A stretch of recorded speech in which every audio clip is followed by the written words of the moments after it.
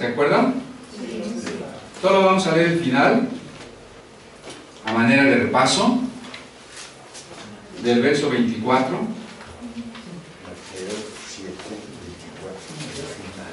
Que dice: por tanto, todo el que me oye estas palabras y las pone en práctica es como un hombre prudente que construyó su casa sobre la roca. Cayeron las lluvias, crecieron los ríos y soplaron los vientos y azotaron aquella casa. Con todo, la casa no se derrumbó porque estaba cimentada sobre la roca. Pero todo el que me oye estas palabras y no las pone en práctica es como un hombre insensato que construyó su casa sobre la arena. Cayeron las lluvias, crecieron los ríos y soplaron los vientos y azotaron aquella casa, y ésta se derrumbó y fue grande su ruina. En esta semana del curso yo podría decir, hermanos, que una de las tempestades, de las tormentas que azota la iglesia del Señor es la filosofía. Porque si bien podemos decir que no existe una sola filosofía, en realidad existen, en plural, filosofías. Algunas de ellas tienden a Dios, tratan de expresar a Dios, de buscar a Dios, y otras definitivamente están contra Dios. Y hubo una filosofía que expresa el Evangelio, que es la filosofía de Kierkegaard, y la importancia de la fe, del amor, que él subraya.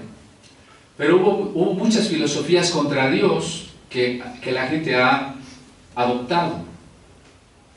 Es famoso Nietzsche por su frase "Dios ha muerto". Y muchos jóvenes y muchos intelectuales siguen a este tipo de pensadores para justificar una vida sin Dios, una cultura donde Dios es dejado fuera, como sucede en México. No se puede dejar fuera la religión porque la gente de todas maneras está buscando un fundamento religioso, pero sí pretende dejar fuera a Dios de la Biblia, al Dios cristiano muy específicamente, quiere dejarlo fuera. Y a veces esas filosofías también influyen a la teología. Ha habido teologías cristianas enseñadas en seminarios cristianos importantes, donde se enseña, por ejemplo, que los milagros no existen, que lo sobrenatural no existe, que Cristo no nació de una virgen, que Cristo no resucitó, que la resurrección se limita al recuerdo que tenían los apóstoles como de un Jesús vivo. Eso se llama teología liberal y está en muchos seminarios, ¿no? Pero ¿de dónde vino esa teología liberal? Pues de los teólogos que aceptaron las filosofías que postulaban que no podía probarse ni aceptarse nada que no estuviera en la experiencia sensible. También está la teología de la liberación, que pretendió combinar el cristianismo con otra filosofía que se llama el marxismo, y que ahora ya incluso ha derivado a cosas totalmente ajenas al marxismo. Por ejemplo, ya son más relativistas que marxistas. Es decir, la verdad no existe, la verdad es relativa. No existe la belleza es lo que tú quieras. Y uno de los temas que tratábamos, o yo les compartía a los hermanos, es que por eso sufre la iglesia en cuestión de la música, porque la gente o la iglesia cree que la belleza de la música es cuestión de gustos personales. Eso se llama relativismo. Hemos olvidado que la belleza es un asunto universal, no es un asunto relativo.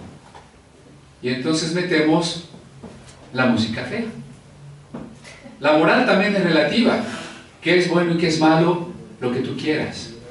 Y entonces este embate del relativismo moral, del relativismo que tiene que ver también con la verdad, del relativismo que tiene que ver con la belleza, ha azotado la iglesia y la iglesia lo ha sufrido. Por ejemplo, estaba viendo por allá que hay influencia de esta teología de la liberación, pero ahora, decía yo, degenerada a una especie de relativismo en donde la antropología propone que todas las religiones son iguales, que todas las culturas son iguales. Y entonces estaban llegando algunas comunidades de por allá, teólogos suizos, que enseñan a los indígenas a que hay que rescatar su religión, y hasta fíjense, siendo suizos les enseñan la teología indígena, supuestamente, que implica ritos como adorar a la madre tierra. Pues vean ustedes a dónde se ha desviado la teología. ¿Por qué? Porque vinieron los vientos filosóficos y la azotaron. Por eso es tan importante esta cuestión del fundamento. Porque sí, la iglesia va a sufrir. Ya dijimos que es ineludible que vengan los vientos y las tempestades. Porque en ambas casas, la que se construyó sobre la arena y la que se construyó sobre la roca, vino el mal tiempo, ¿no? Vino el embate, sí, exactamente. La diferencia está en cuál era el cimiento. Y dijimos que nos quedaba por hablar del cimiento, lo que nos lleva al mismo Evangelio de Mateo, pero un poco más adelante, capítulo 16.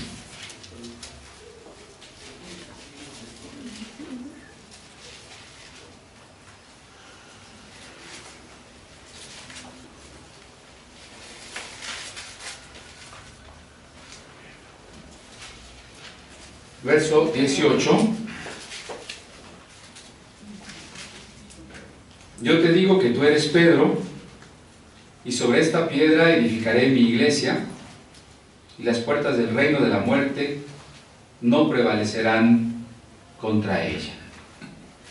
Si este versículo se lee solo en español y sin contexto, puede ser usado como se usó a partir de la Edad Media, no crean ustedes que desde el principio del cristianismo, sino a partir de la Edad Media, para justificar el primado del obispo de Roma.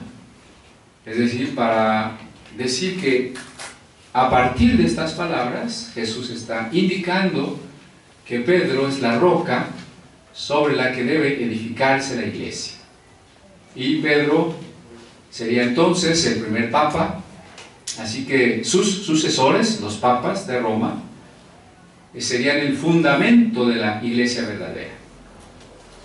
Cuando Mateo, o cuando Jesús nos habla de edificar la casa sobre la roca, si la roca es el Papa, pues habría que edificar nuestra vida, nuestros problemas, nuestros pensamientos sobre el Papa, ¿verdad? Pero ¿es eso realmente lo que dice aquí Mateo? Digo, independientemente de que un Papa sea un ministro o no sea un ministro, desde mi óptica particular, Benedicto XVI era un buen teólogo y esa fue la razón por la que lo quitaron. No estoy condenando así sumariamente a los papas. Lo único que estoy diciendo es si ese ministerio de ser obispo de Roma es la roca sobre la que debemos fundamentar a la iglesia. La primera cosa que nos encontramos es que la iglesia a lo largo del Nuevo Testamento nunca es una institución, sino la comunión de los santos. No es lo mismo. Una institución, una organización. La iglesia se puede organizar, por supuesto. Y de la vida de la iglesia pueden salir instituciones que expresan su vida. Pero ninguna institución como tal es la iglesia. La iglesia es todos aquellos que forman parte del cuerpo de Cristo. Los vivos y los muertos. Los que viven en este país y los que viven en otro país, ¿verdad? Todo el conjunto de los creyentes, el conjunto de los que tienen comunión con el Cristo vivo y comunión entre ellos. Esa es la iglesia. Las instituciones son necesarias, las organizaciones son necesarias, pero no las tomemos como para quitar a la iglesia y poner a la institución. Cuando Jesús habla entonces de edificar su iglesia, no está diciendo voy a legitimar cierta institución y el que no esté en cierta institución no pertenece a mi iglesia. Jesús nunca dijo unas palabras semejantes, sino cualquiera que cree, ¿verdad? Porque de tal manera amó Dios al mundo que dio a su Hijo. ¿Para qué? El que está en la institución, para que todo aquel que en él cree. ¿Sí? Ese es el punto. Ahora, el contexto es que en el verso 16, Pedro dice, tú eres el Cristo, el Hijo del Dios viviente. La frase central de toda esta perícopa es precisamente esa. Tú eres el Cristo, el Hijo de Dios viviente. Parafraseando, el Mesías que estábamos esperando, el siervo de Jehová que habría de llegar a establecer el reino, que es a la vez el Hijo de Dios, eres tú, Jesús de Nazaret. Esa es la revelación profunda que Pedro recibe y la parte importante de este pasaje. Un poquito más adelante, dice el verso 23, Jesús se volvió y le dijo a Pedro, aléjate de mí, Satanás. Estamos en el mismo capítulo, ¿eh? ¿Usted cree que Jesús le va a decir a Pedro que va a edificar la iglesia sobre de él y unos instantes después le va a decir, aléjate de mí, Satanás? Estaríamos edificados sobre alguien que, como cualquiera de nosotros, por un instante puede ser el receptáculo de la revelación divina, en otro instante el receptáculo del engaño demoníaco. ¿Verdad que no? Los seres humanos somos cambiantes, los seres humanos somos mudables. Entonces, Jesús nos estaba refiriendo a Pedro, el cuerpo místico de Cristo, el misterio escondido de los siglos que es la iglesia, como corona de la cabeza que es Cristo, no puede descansar sobre un ser humano, sobre alguien que es finito. Tanto el judaísmo como el cristianismo subrayan la diferencia entre Dios y la criatura. Ninguna criatura puede llegar a ser Dios. Por eso es que nunca debemos considerar a una criatura como el fundamento de nuestro ser. Cuando usted le dice a alguien, es que para ti, sin ti, yo no puedo ser feliz, yo te necesito para ser feliz, lo está poniendo como el centro de su vida, lo cual es falso. Yo no digo que su cerebro sienta eso, pero no es así. A la larga, usted se va a quedar con esa persona sin la cual no podría ser feliz y después de unos años va a decir, si no me hubiera quedado contigo, sería feliz. Nuestra felicidad no puede estar puesta en otra persona finita, nunca. La iglesia de Cristo no podría estar fundada en una criatura finita. La iglesia de Cristo solo puede estar fundada en el Creador, en el Cristo, en el Dios hecho carne. Entonces, a lo que se refiere Jesús es, Pedro, sobre esta confesión que acabas de hacer, fundaré mi iglesia. Esa fundación es Cristo, el Hijo de Dios viviente. Así lo interpretan los primeros padres de la iglesia, incluyendo a San Agustín. Si ellos hubieran entendido que era el Papa, lo hubieran escrito de otra forma. Pero los padres de la iglesia que comentan este pasaje durante los primeros 6 siglos, siempre dicen que la piedra es la confesión de Pedro. ¿Y cuál es la sustancia de la confesión de Pedro? Cristo mismo. Cristo mismo, ¿verdad? Decía yo que no solo hay que leerlo en el español, porque el Nuevo Testamento se escribió en griego. Recuerde usted que aquí habría un juego de palabras que diría: tú eres Pedro, tú eres una piedra. Una piedra pesa, una piedra, pero al final pues la pasamos de un lado a otro. Y sobre esta Petra, es la palabra que está usando Jesús. Tú eres Petros y sobre esta Petra. No está usando la misma palabra. ¿Sí? O sea, si lo traducimos más precisamente, lo que está diciendo es: tú eres una piedra y sobre la roca montañosa. ¿Verdad que no es lo mismo? Pedro es una piedra porque el Señor cambió su carácter, pero Jesús es una roca, una montaña rocosa. Sobre esta Petra edificaré mi iglesia. ¿Cómo lo entendió el apóstol Pedro? Eso sería muy importante.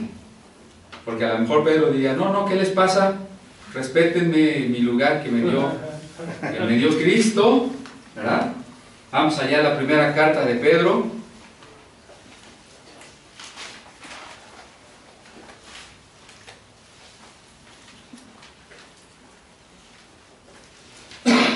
Dice en el capítulo 2 de la primera carta de Pedro,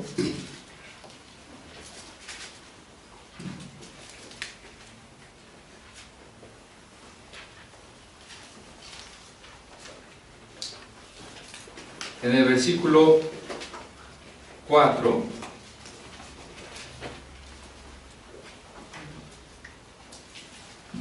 yo, Pedro, vuestro hermano, soy la piedra viva.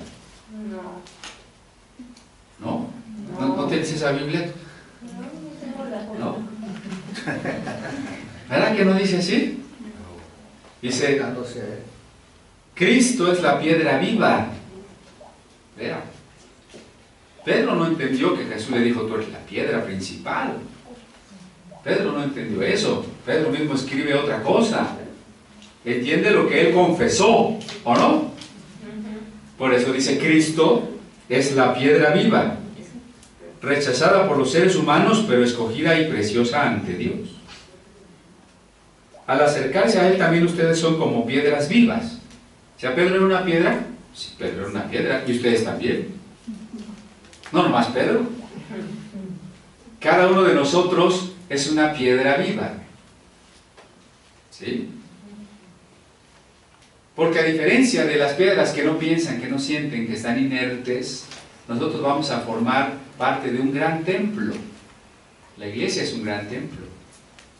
Y cada uno es un ladrillito, una piedrita, pero está viva. Ustedes son piedras vivas con las cuales se está edificando una casa espiritual. De este modo llegan a ser un sacerdocio santo para ofrecer sacrificios espirituales que Dios acepta por medio de Jesucristo. Así dice la Escritura: miren que pongo en Sión una piedra principal, escogida y preciosa, y el que confíe en ella no será jamás defraudado. ¿Quién es esa piedra? Cristo. Pero ustedes los creyentes, para ustedes los creyentes, esta piedra es preciosa. Se está refiriendo a Cristo. Pero para los incrédulos, la piedra que desecharon los constructores ha llegado a ser la piedra angular. La piedra angular, la piedra de fundamento de todo el edificio, que es la iglesia, según el apóstol Pedro, es Cristo.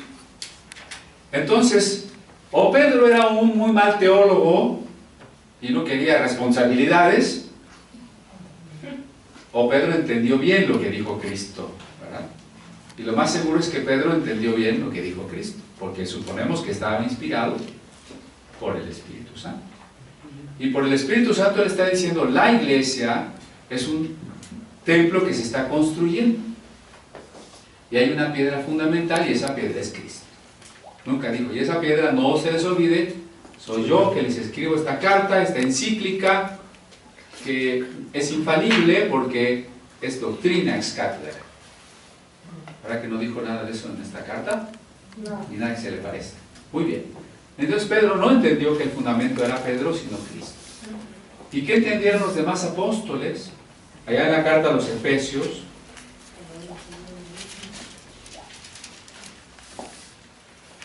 capítulo 4, tenemos uno de los versículos más malentendidos por el neopentecostalismo. Efesios 4:11 dice así: y él mismo constituyó al Papa, a otros apóstoles, otros cardenales. ¿No? ¿Tampoco tienen esa Biblia? ¿No? ¿Verdad que no? Oye, Pablo, se te olvidó el más importante de todos los ministerios. Digo, está bien que no sabes de profetas, apóstoles, pero ¿cómo vas a dejar de lado al Papa? ¿Usted cree que a Pablo se le olvidó? ¿O que siendo Pedro el Papa en Roma, Pablo era tan rebelde que dijo, yo ni lo menciono? ¿Verdad que no? Sino que este Pablo, lleno del Espíritu Santo, nos dice cuáles son los ministerios, pero no pretende que exista otro pastor de pastores que no sea Cristo.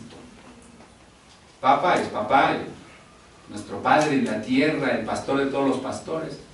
Diría Pablo, no hay tal, no es el obispo de Roma, es Cristo. Cristo. Por eso no lo menciona en la lista de ministerios. Y cuando él habla de las piedras, porque Pablo también habla de las piedras, en el capítulo 2, Efesios, sí estamos ahí en Efesios, dice en el verso 20, Efesios 2:20, otra vez está hablando de la iglesia, edificados sobre el fundamento de los apóstoles y profetas, siendo el Papa mismo la piedra angular. No, sino Jesucristo. Jesucristo. Ni Pedro entendió que Jesús dijo que él era la piedra, ni Pablo entendió que Pedro era la piedra. Ambos entendieron, como lo entendemos nosotros y lo entendieron los primeros padres de la iglesia, que la piedra es Cristo. Entonces, cuando hablamos de edificar sobre la roca, estamos hablando de edificar sobre Cristo, ¿verdad? Eso ya nos queda muy claro. Pero bien, ahora, edificar sobre Cristo se puede hacer de varias maneras. No es muy bueno andar de un pasaje a otro, ¿no? Porque luego los hermanos ya no se acuerdan de ninguno. Y que vamos a este, y ahora búsqueme este, ahora lea este, y desde que nos predicó, quién sabe. Nos llevó en un tour, así como de paseo por la Biblia, ¿verdad? No, pero miren, vamos a centrarnos. Estamos hablando del final del Sermón de la Montaña, de que Cristo nos dice que edifiquemos sobre la montaña de roca, ¿no? Y entonces fuimos a un pasaje donde dice que la montaña, donde Pedro confiesa que la montaña es Cristo. Fuimos a otro pasaje en la carta de Pedro, donde vimos que Pedro dice que la piedra principal es Cristo, y donde Pablo dice que la piedra principal es Cristo. ¿Sí? Entonces, hasta allí, ¿no estamos perdidos? ¿No? Porque ahora vamos a ir a otro pasaje. Vamos a la primera carta a los Corintios. Mandamos saludos a nuestros hermanos de Pantitlán, un grupo muy querido, muy bonito, donde estamos por la mañana. Quiero agradecer a mi hermana Paulina y André, que estuvieron por allá el domingo pasado, ¿verdad? Y este domingo, apoyando la predicación. Allí nos encontramos, nada más que yo me vine primero. Y nuestro hermano Luis, que no se ha estado reuniendo con nosotros porque él se queda todo el tiempo allá.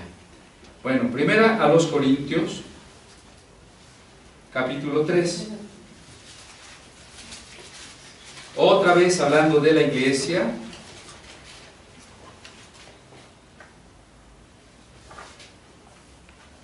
En la iglesia de Corinto había algo que no hay en nuestras iglesias: división, ¿verdad? No había división. Entonces fíjense cómo Pablo le dice: hermanos, no pude dirigirme a ustedes como espirituales, sino como a inmaduros. ¿Por qué? dice el versículo 4, cuando uno afirma, yo sigo a Pablo, yo sigo a Apolos, yo sigo a Pedro, ¿no? Por ahí está mencionado Pedro, ¿no? ¿En qué versículo está Pedro? No hay ninguno.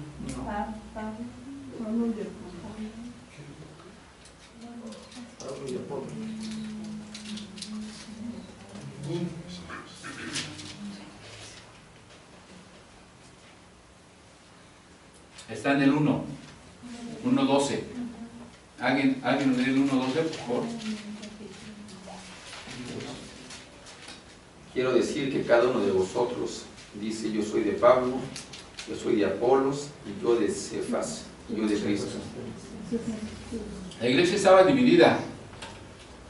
Y unos decían, yo soy de Pedro. Cefas es Pedro. Si Pedro, insisto, fuera el Papa, hubiera dicho Pablo, no hubiera dicho Pablo, no digan soy de Pedro, todos somos de Pedro, ¿no? Pero lo mismo da decir soy de Pablo que decir soy de Pedro.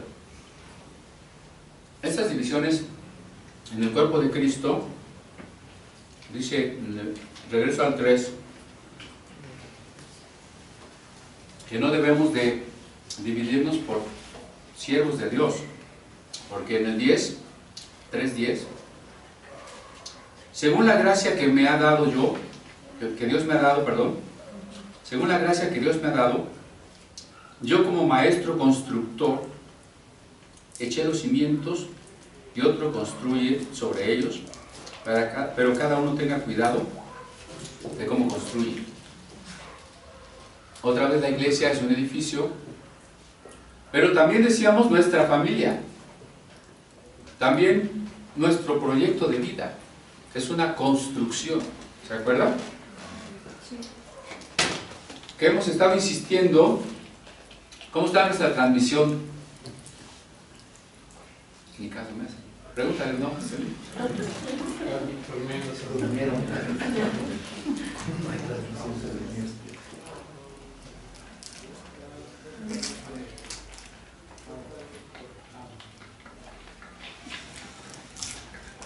Está totalmente fuera.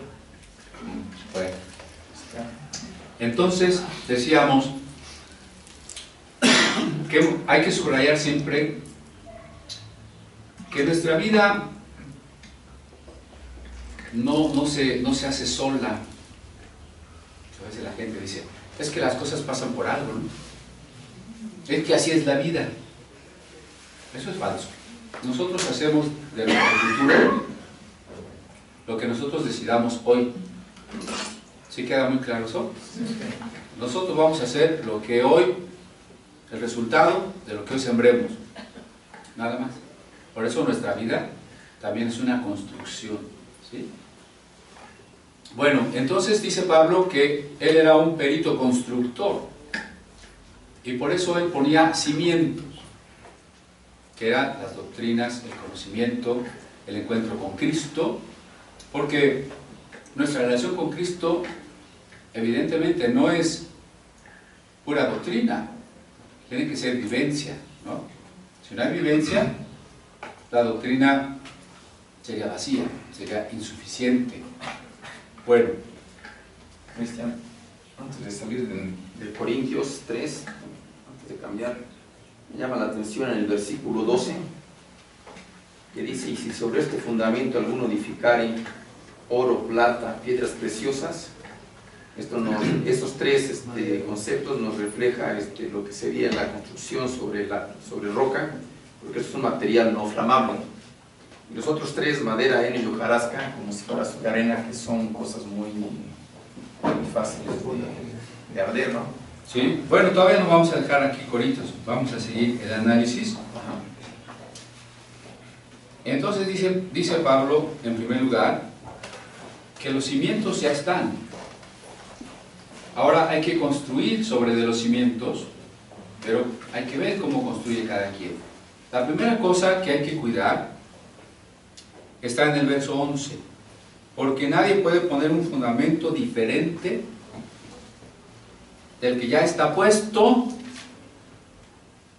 que es Pedro. ¿No? Nadie puede poner otro fundamento, el cual es Jesucristo. Entonces, el que construye, por ejemplo, si es un pastor, un evangelista, que está formando una congregación donde la palabra se va a estudiar, donde se va a buscar a Dios, se va a orar, tiene que tener cuidado de una primera cosa, que el fundamento sea Cristo. Y nosotros sabemos que en muchos grupos heréticos, evidentemente, el fundamento ya no es Cristo. Tenemos que cuidar también cuando aparentemente el fundamento es Cristo, pero con las cosas que decimos después, estamos haciendo de lado el fundamento. La segunda cosa que dice Pablo, pues que ya tu fundamento es Cristo, muy bien. Segundo paso, ¿con qué material estás construyendo? Dice el 12, oro, plata o piedras preciosas, madera, heno y paja. ¿Sí? Son metáforas. Imagínense que vamos a construir este lugar, o estábamos construyendo este lugar. Si lo hubiéramos hecho de hojitas de palmera, nos hubiera costado más barato, lo hubiéramos acabado en una semana, ¿o no? Pero en este momento, pues, ya no tendríamos casa, ¿verdad?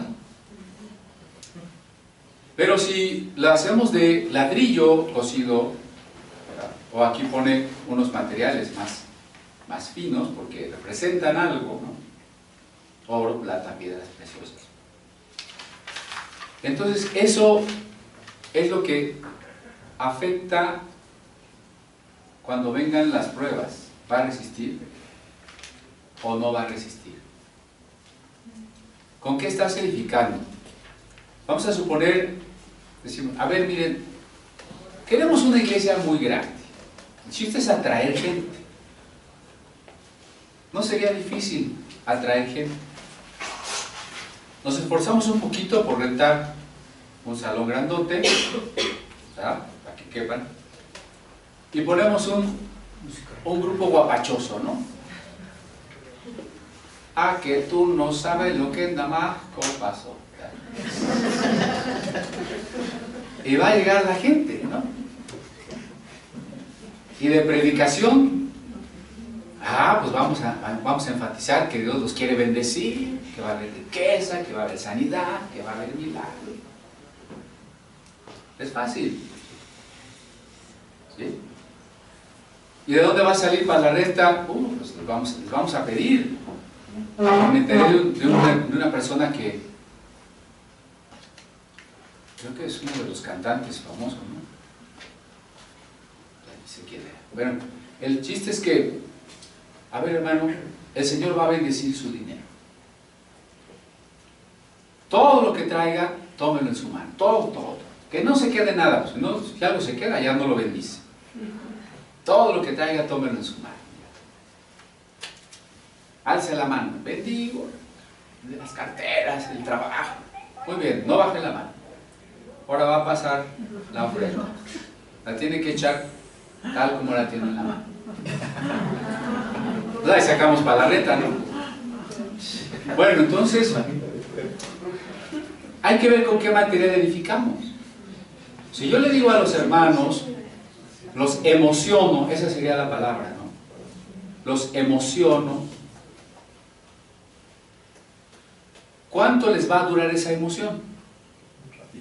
Es un día, 2 días. Y cuando vengan los problemas, el hermano ya no está emocionado. Está emocionado cuando está en el culto, allá donde hasta se cae, ¿no? Pero cuando ya pasó el culto, pues ya no está emocionado. Y como no le dieron doctrina más que emoción, pues si viene el problema y no sabe ni por dónde. Eso es paja, ¿no? Eso es edificar con paja. Y si yo le digo, es que el Señor va a sanar a todos los enfermos, ¿no? Y usted ya se va muy creído, el Señor dijo que iba a sanar a todos los enfermos. Y ahorita mismo usted se va, hasta los lentes se quita porque el Señor ya le sanó. Y usted llega a su casa y quiere leer y dice, hijo de Dios, no, pues, ¿será que el Señor me va a sanar mañana? Y entonces su fe se empieza a quebrantar. ¿O usted se siente culpable, siente que no tiene fe, que por eso el Señor no lo ha sanado? Y entonces eso no lo edifica de manera permanente, ¿no? Sí, al principio usted se fue confesando que Dios es tan poderoso que sana toda enfermedad. Claro que sí, yo tengo una fe muy grande. Pero cuando usted se enfrenta a la realidad de que no se sanan todas las enfermedades, pues la casa se cae, ¿no? Y si yo le voy a decir que ahorita, cuando usted ofrende, el Señor le va a multiplicar y le va a quitar sus deudas y usted va a hacer un pacto con Dios y Dios lo va a hacer a usted una persona rica, usted también va a venir fácilmente, porque el heno, la paja, la hojarasca se manejan fácil, ¿no? Se construye rápido. Usted se va a ir muy contento porque ya es, no sé, en una semana, 2, usted ya va a ser rico. Y pasan las 2 semanas y dice, bueno, no era tan rápido, a lo mejor el otro mes. No, creo que no he ofrendado lo suficiente, voy a seguir ofrendando, a ver si el otro año ya, ¿verdad? Ahora, para el 1 de enero hay que decretar, hay que profetizar el año de abundancia, va a ser año de abundancia, ¿verdad? Y ya los hermanos se van bien felices porque el 2015 va a ser año de abundancia. Amén. Claro que no dijo que para la Secretaría de Hacienda, ¿verdad? Y entonces ahí está el hermano ofrendando porque quiere el año de abundancia. Pero esa realidad no existe de tal manera que su construcción se va a caer. Por eso dice, la obra de cada uno será probada como por fuego. El fuego es la prueba. Cuando venga la prueba, eso que en lo que tú fuiste edificado en la iglesia, ¿te sostiene o no te sostiene? ¿Se te cae o no se te cae? El oro, imagínense, vamos a edificar con oro. Eso es más difícil, porque hay que refinarlo, hay que trabajarlo y hay que hacerlo poco a poquito, porque pues, ¿de dónde vamos a sacar tanto oro? Entonces, las cosas valiosas se van forjando con el tiempo. Usted no crea que si se va a un seminario de 2 días donde le van a dar los secretos de la vida cristiana milagrosa, sobrenatural, usted ya nomás va a andar en las nubes, en la unción fresca, ¿verdad? Eso es falso.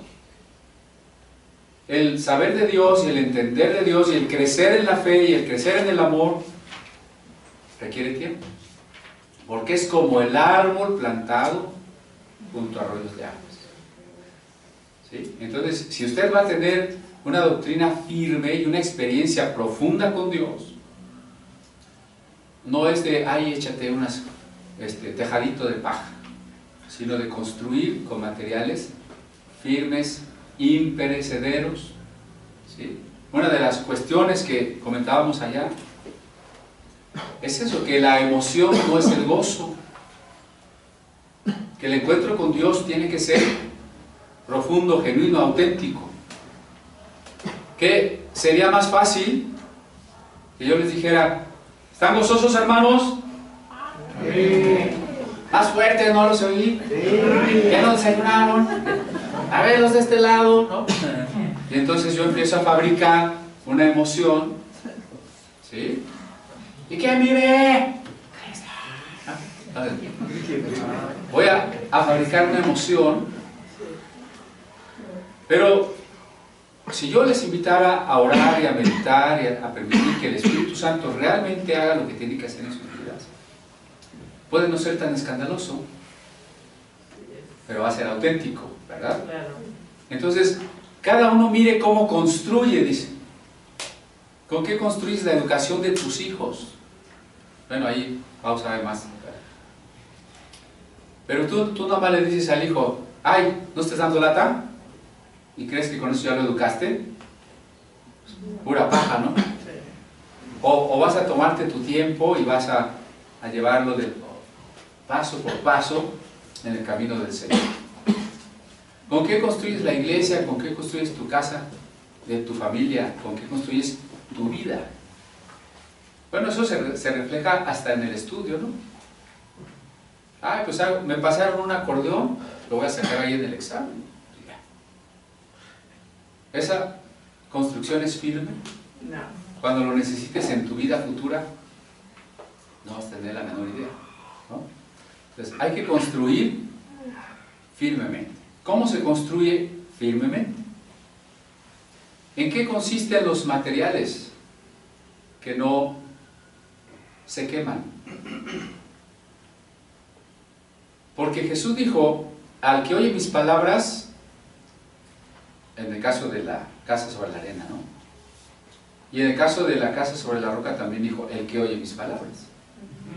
Decíamos, en ambos casos son personas que oyeron la palabra. El que construye su casa sobre la arena no es el que anda allá y no conoce a Cristo y decimos, no tiene a Cristo, por eso construye su casa sobre la arena. No. Aquí dice que el que construye su casa sobre la arena es el que está aquí adentro, en la iglesia, ¿no? En el caso del sermón de la montaña, los seguidores que oyeron ese sermón, que ya eran seguidores de Cristo. Entonces hay dos tipos de seguidores: los que oyen y no hacen, son los de la casa en la arena, ¿no? Y los que oyen y hacen, son los de la casa en la roca. Entonces, hacer es la diferencia. Oír es importante. Sin oír no se puede.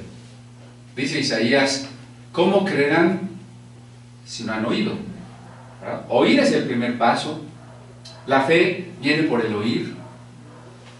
Es muy importante que oigamos, o que el equivalente que nos permite la cultura moderna es leamos. ¿Sí? Que leamos nuestra Biblia, que escuchemos la Biblia, que escuchemos la explicación sobre la Biblia. Eso es muy importante. Todos los que estamos aquí tenemos algo en común: estamos oyendo, ¿sí? Donde ya no va a ser algo en común, donde nos vamos a separar en dos equipos, es en los que hacen y los que no hacen, ¿no? El que no hace, se le va a derrumbar la vida. El que hace, no se le va a derrumbar la vida. Ahora, yo no quiero que esto se quede como si fuera un enfoque legalista, ¿no? Porque las predicaciones legalistas también son muy populares, ¿no? A la gente le gusta que la regañen, ¿no?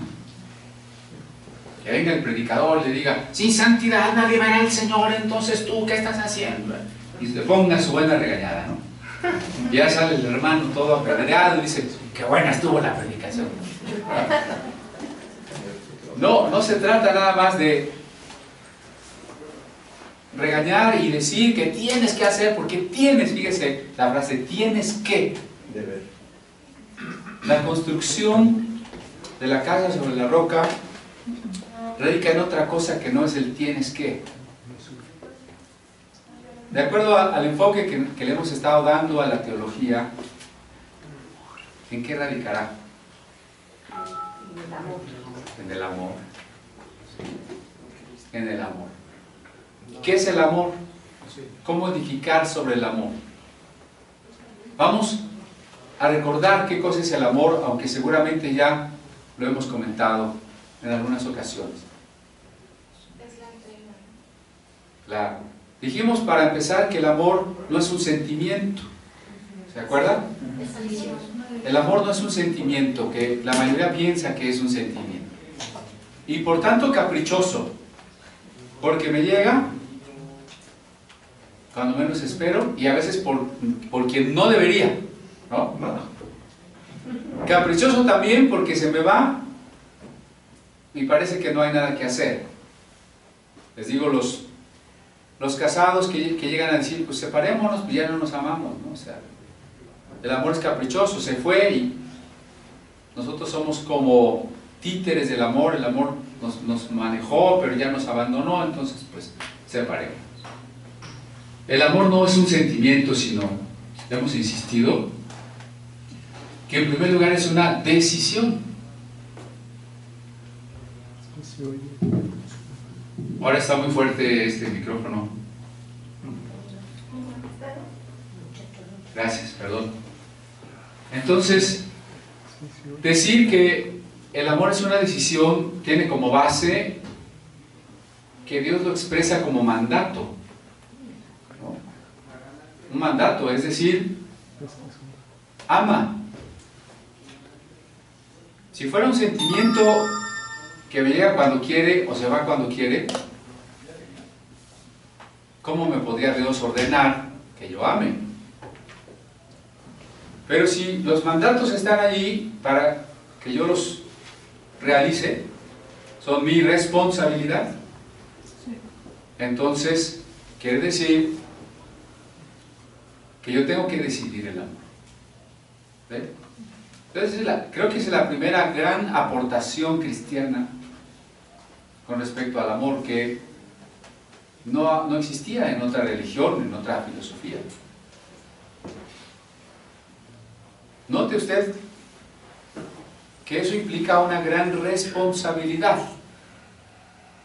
¿Sí? Es mi decisión amar, es mi decisión a quién amar, es mi decisión no amar. ¿Puede estar consciente de ello? Sí. Si usted no ama, es su decisión. Si usted ama a quien no debe, es su decisión. Si usted lo ama de la manera que no debe, ¿no? Porque puedo amar a mi prójima, pero no necesariamente como pareja, ¿no? Entonces, hay que amar como se debe, a quien se debe. Es mi decisión. Entonces, esta es la primera gran cosa. Ver que sobre nuestros hombros pesa un mandato divino tan importante como decidir amar. Si estamos diciendo que la doctrina sola sería vacía, la doctrina sola sería teoría nada más. Es indispensable, ¿no? No estoy despreciando la doctrina, no puede vivirse la vida cristiana sin la enseñanza cristiana, no se puede. Pero la enseñanza sola estaría vacía, ¿no? ¿Qué hace que la enseñanza no esté vacía? Decidir amar. ¿Cómo? ¿Por dónde empieza el que la construcción que estoy haciendo de mi casa no esté en la arena? ¿En dónde empieza? Decisión. En que vea decidido amar. ¿Ve? O sea, esto es muy importante porque es como el camino, el cómo. Porque muchas veces nos dicen el qué, pero no nos dicen el cómo, ¿no? Un político dice, ay, sí voy a hacer trabajos, va a haber trabajo para todos y buenos salarios. Ah, sí, ¿y cómo le vas a hacer? Porque eso no es magia. Nunca nos dice el cómo, ¿verdad? Sí, hay que construir la casa sobre la roca. ¿Y cómo? Ah, bueno, ahora sí vamos a dar pasos prácticos, ¿no? Si en primer lugar el amor es una decisión, ¿qué? Ya está. Ya está aquí. La imagen. ¿Okay? Si el amor en primer lugar es una decisión, ese es el primer paso, ¿no? Que yo tengo que decidir amar. Y cuando yo estoy decidiendo amar, mi conocimiento no es solo conocimiento, es como un conocimiento vivo, es conocimiento amoroso. Cuando doy ese paso y decido amar, o decido que ya no quiero seguir dejando de amar a una persona que no amo, sino que ahora la voy a amar. Decido que ya no la odio, pues, más directo, ¿no? Entonces, ya es el cómo. Porque ya no es solo algo mental. La decisión involucra el ser. ¿Cómo dice el Señor? Ama a Dios con toda tu mente, con toda tu fuerza, con todo tu corazón. ¿Verdad? Muy bien, vamos a orar, vamos a decirle al Señor que nos permita, nos ayude e inspire a tomar esta decisión. Porque seguro somos oyentes, todos somos oyentes, pero ¿en qué medida somos hacedores no legalistas, no que nos sentamos obligados y cargados de lo que tenemos que hacer, sino que nos impulse el amor. Te damos gracias, Cristo Jesús, porque tú mismo eres la roca sobre la que nuestra vida se construye. La iglesia, en nuestro caso esta comunidad apostólica, se construye sobre Cristo. Se construye sobre Cristo porque decidimos el amor. Reconocemos que somos los responsables de amar o de no amar. Y en este reconocimiento de responsabilidad queremos, Señor, dar el paso de amar con mayor profundidad a nuestros hijos, a nuestros padres, a nuestros hermanos en la carne, a nuestro esposo o esposa, al resto de nuestra familia, a nuestros vecinos, a nuestros compañeros de trabajo, de escuela, a nuestros enemigos. Decidimos este amor por amor a ti, porque al decidir este amor estamos poniendo verdaderamente los fundamentos sobre ti, que eres la roca. Tú no lo vas a hacer en nuestro lugar, ni nos vas a obligar, ni nadie lo puede hacer en nuestro lugar. Cada uno de nosotros lo tiene que hacer. Y delante de ti, en una responsabilidad personal, sabiendo que tú nos conoces hasta lo más profundo, entendiendo que sobre nuestros hombros pesa esa decisión, queremos tomarla. En el nombre de Cristo Jesús. Amén. Amén.